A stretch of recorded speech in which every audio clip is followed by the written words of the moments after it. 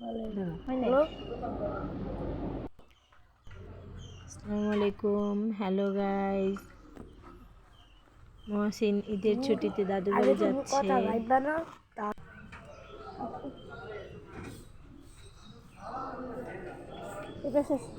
আমরা একটা ফুড ভিলেজে আছি, সে কিছু খাবো না।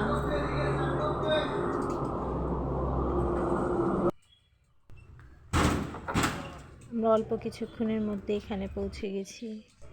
বাসা থেকে খাওয়া দাওয়া করেই আসছি। রাত্র 12:30টার গাড়ি ছিল, তাই কোনো কিছু খাওয়ার ইচ্ছে হলো না। অনেক সুন্দর এই বাসটি, ইউনিকের অনেক সুন্দর একটা বাসে ছিলাম আমরা।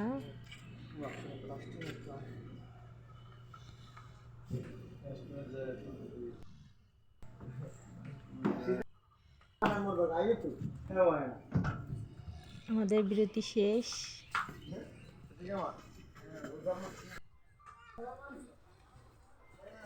হাসিনের ছোট ভাই ঘুমাচ্ছে।